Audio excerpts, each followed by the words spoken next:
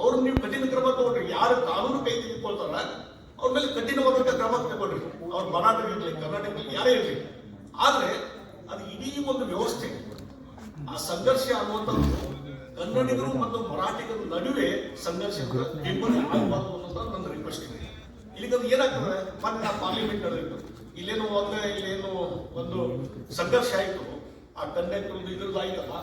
ಆದ್ಮೇಲೆ ಆ ಸುದ್ದಿ ಆ ಡೆಲ್ಲಿ ನ್ಯೂಸ್ ಪೇಪರ್ ಅಲ್ಲಿ ಇವು ನಮ್ಮ ಸುದ್ದಿ ನಮ್ಮ ರಾಜ್ಯದ್ದು ಕನ್ನಡ ಪತ್ರಿಕೆ, ಬೇರೆ ಪತ್ರಿಕೆ, ಇಂಗ್ಲಿಷ್ ಪತ್ರಿಕೆ ಬಂದಿರಬಹುದು.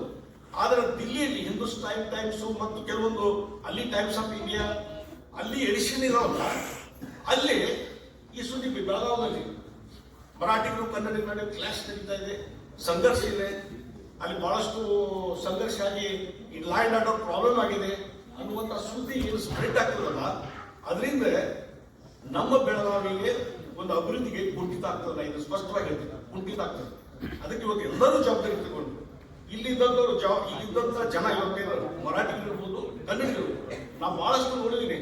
ಬಹಳ ಜನಸಾಮಾನ್ಯರು ಒಂದು ಪ್ರೀತಿ ವಿಶ್ವಾಸದಿಂದ ಇದು ನಮ್ದೇನಲ್ಲ, ನಾವು ಕರ್ನಾಟಕದಲ್ಲಿ ಇದ್ದೇವೆ ಅನ್ನೋ ಅಭಿಮಾನದಿಂದ ಬದುಕಿದ್ದಾರೆ. ಎಲ್ಲರೂ ಯಾರಲ್ಲಿ ಇಲ್ಲ, ಕೆಲವರು ಯಾರೋ ಒಂದು ತಲೆಯಾಗಿ ತುಂಬ್ತಾರ. ಅದನ್ನೇ ನಾವು ದೊಡ್ಡದು ಮಾಡಬಾರ್ದು ಅನ್ನುವಂಥದ್ದು ನಂದು. ಅದಕ್ಕೆ ಆ ಜವಾಬ್ದಾರಿ ನಡ್ಕೊಂಡ್ರೆ ಬೆಳಗಾವಿ ಅಭಿವೃದ್ಧಿಗೆ ಒಳ್ಳೇದಾಗ್ತದೆ. ಯಾಕಂದ್ರೆ ಎಲ್ಲೆಲ್ಲಿ ಸಿಟಿಗಳಿಗೆ ಕೋಮು ಗಲಭೆ ಅಂತಂದಾಗ ಅಥವಾ ಮತ್ತೊಂದು ಗಲಭೆ ಅಂದಾಗ ಆವಾಗ ಆ ಸಿಟಿ ಅಭಿವೃದ್ಧಿ ಕುಂಠಿತ ಆಗಿದ್ದು ನೋಡಿದ್ವಿ. ಈಗ ದಿಲ್ಲಿಯಲ್ಲಿ ಇದ್ದಂತ ಆ ಪತ್ರಿಕೆ ನೋಡಿದ್ರೆ ಏನಾಗ್ತದೆ, ಬೆಳಗಾವಿ ಸೆನ್ಸಿಟಿವ್ ಸೆನ್ಸಿಟಿವ್ ಸಿಟಿ. ಯಾರೋ ಒಬ್ರು ಇಂಡಸ್ಟ್ರಿ ಹಾಕೊಂಡ್ ಬರ್ತಾರ, ಯಾರೋ ಒಬ್ರು ಬಿಸ್ನೆಸ್ ಪೀಪಲ್ ಬರ್ತಾರ, ಫೈನಾನ್ಷಿಯಲ್ ಆಕ್ಟಿವಿಟೀಸು, ಬೆಳಗಾವಿ ಹೋಗ್ಬಾರ್ದು, ಅಲ್ಲಿರೋ ಘರ್ಷಣೆ ಇದೆ, ಸೆನ್ಸಿಟಿವ್ ಇದೆ ಅನ್ನುವಂಥದ್ದು ನೆಗೆಟಿವ್ ಥಿಂಗ್ ಆಗುತ್ತೆ. ಅದಕ್ಕೆ ಆ ಹಿನ್ನೆಲೆ ಇಟ್ಕೊಂಡು ಇದನ್ನು ಎಷ್ಟು ನಾವು ಕಡಿಮೆ ಮಾಡ್ತೀವಿ ಬಹಳ ಒಳ್ಳೆಯದು ಅನ್ನುವಂಥದ್ದನ್ನ ಈ ಸಂದರ್ಭದಲ್ಲಿ ನಾನು ಹೇಳಬಯಸ್ತೇನೆ. ಅದಕ್ಕೂ ಹೆಚ್ಚಿನ ರೀತಿ ಅಂತ